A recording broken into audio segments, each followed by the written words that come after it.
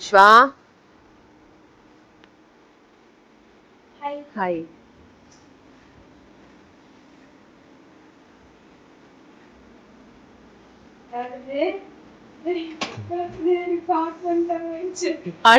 ஆட்டு வலிக்குதா? பொம்மையா? பொம்மை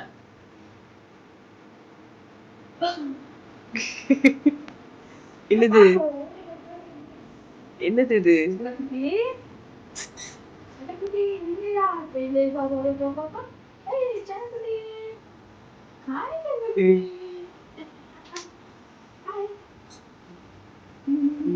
இங்க பாரு, மம்மி பாரு. அப்படியா?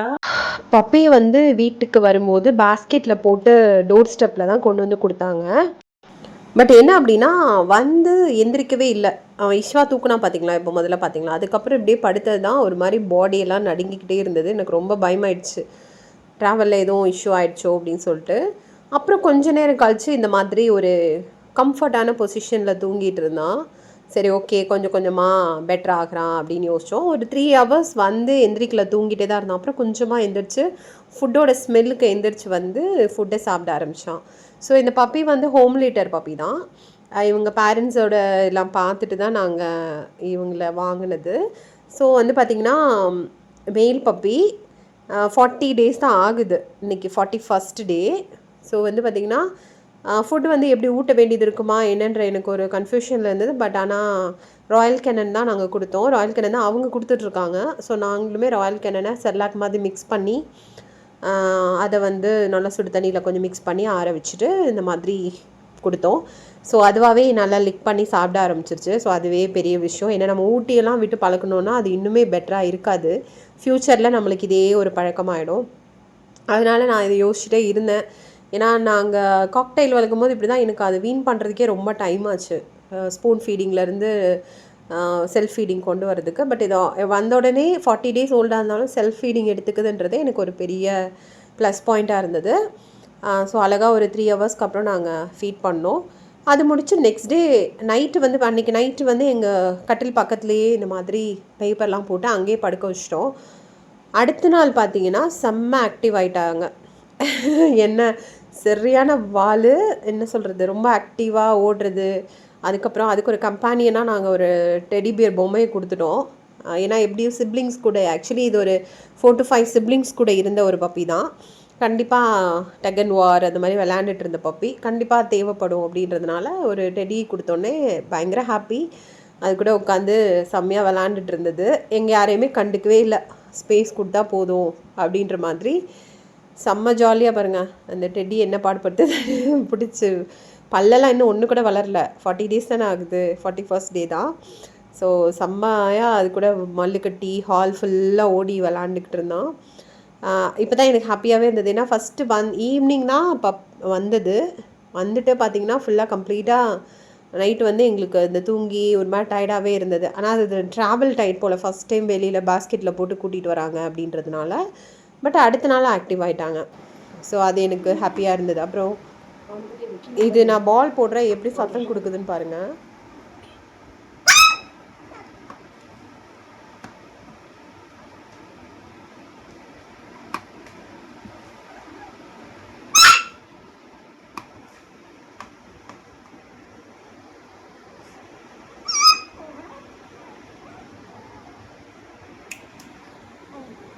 இந்த பால்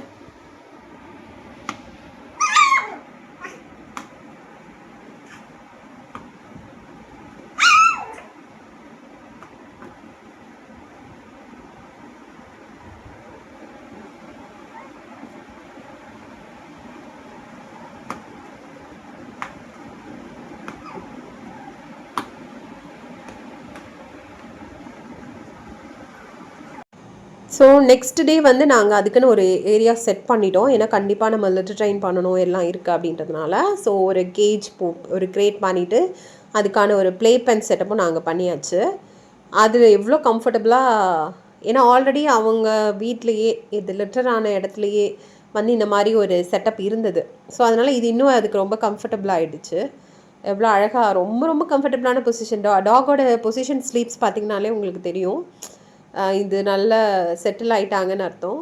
இது வந்து பார்த்திங்கன்னா மற்றவங்கள பக்கத்தில் நம்ம எங்களோட கசின்ஸ் அவளோட யஷ்வந்தோட கசின் சிஸ்டரோட விளாண்டுட்டுருக்கு. ஃபைனலி ஈஷ்வா கூட செம்ம இதெல்லாம் 3rd டேன்னு நினைக்கிறேன். 3rd 4th டேலாம் நல்லா விளையாட ஆரம்பிச்சாச்சு.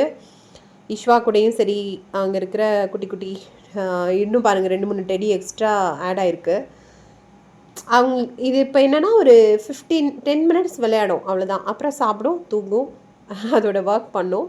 ஸோ இப்படி தான் வந்து அந்த 4 டேஸ் ஆஃப் லைஃப் வந்து இப்போது நான் இந்த வீடியோஸ் எடுத்தது வந்து இப்போ நான் ஒரு 4 டேஸோட வீடியோஸ் தான் போட்டிருக்கேன். ஈஷ்வா கூட தான் பயங்கரமான ஒரு க்ளோஸ் ஏன்னா நான் கொஞ்சம் என்ன சொல்கிறது ரெஸ்ட்ரிக்ட் பண்ணுறேன் அப்படின்றதுனால ஒரு சில விஷயங்கள் நான் இந்த வீட்டில் டே 1லேருந்து நோ சொல்லி நான் பழக ஆரம்பிச்சிட்டேன். ஸோ அதனால் என்னை விட ஈஷ்வா தான் ரொம்ப க்ளோஸ் அவனுக்கு. எப்போவுமே 2 in 1 தான். ஈஷ்வா கூட தான் ஃபுல் அண்ட் ஃபுல். இது பாருங்க பால் ஒன்று வச்சுட்டு ஈஷ்வா ஒரு பால் கொடுத்துட்டான், அவ்வளோதான். அதை வச்சுட்டு பயங்கரமான ஒரு விளையாட்டு. ஏன்னா அந்த பாலை கடிக்கவும் முடியல, பிடிக்கவும் முடியல, அவனை விட பெருசாகவும் இருக்குது பாலு. ஸோ வந்து பயங்கரமாக வந்து அந்த பால் கூட மல்லு கட்டி டக் அண்ட் வார் மாதிரி விளாண்டுட்டு இருந்தான். ஸோ ப்ளேஃபுல்லாக இருக்காங்க. சிட்ஜு பப்பி வந்து நார்மலாக ஒரு ப்ளேஃபுல்லான பப்பி தான். பட் இது எல்லாமே அவன் விளையாடுற அந்த டைமில் நாங்கள் எடுத்த வீடியோஸ் தான். மேக்ஸிமம் அவன் தூங்கிட்டு தான் இருக்கான் இப்போ 40 டேஸ் அப்படின்றதுனால. எங்களுடைய ஷெட்யூலே இவனுக்காக நாங்கள் மாற்றுற மாதிரி ஆயிடுச்சு. பெட்ரூமில் நாங்கள் தூங்கலை, எங்கள் லிவிங் ஏரியா பக்கத்துலேயே இருக்கிற அந்த இடத்துல அப்படியே அவனுக்கு செட்டப் பண்ணிவிட்டு இது ஏர்லி மார்னிங் ஒரு 6 மணி 7 மணி இருக்கும். அங்கேருந்து எந்திரிச்சு வந்து இங்கே பாருங்கள் ஈஷ்வா வந்து மேலே தூங்கிட்டுருக்கான் சோஃபாவில், நானும் ஐப்பாவும் கீழே படுத்திருந்தோம். அங்கேருந்து எந்திரிச்சு வந்து எங்ககிட்ட இங்கே வந்து படுத்திருக்கான். ஸோ நெக்ஸ்ட் வீடியோவில் நாங்கள் எப்படி க்ரூமிங் லிட்டர் ட்ரைனிங்லாம் பண்ணோம் அப்படின்றது எல்லாமே நீங்கள் அப்கமிங் வீடியோஸில் பார்க்கலாம். ஸோ இது வந்து ஜஸ்ட் இப்போ 44th டே இதுக்கப்புறம் வேக்சின் இருக்குது, நிறைய விஷயங்கள் இருக்குது. நெக்ஸ்ட் வீடியோவில் நேமும் நான் ரிவீல் பண்ணுறேன். எங்களோட சிட்ஜு இப்போ எங்களோட ஒரு ஃபேமிலியில் ஒரு ஆளாக ஜாயின் ஆகிருக்காங்க. ஸோ இவங்களோட லைஃப்பும் இனிமேல் ஈஷ்வாவோட சேர்ந்து ஒரு ஹோம் ஸ்கூலிங் லைஃப்பில் எப்படி ஒரு பெட்டோடைய விஷயம் வந்து செட் ஆகுது அப்படின்றத நம்ம பார்க்கலாம். இந்த வீடியோ பிடிச்சா லைக் பண்ணி ஷேர் பண்ணுங்கள், கமெண்ட் பண்ணுங்கள். தேங்க்யூ.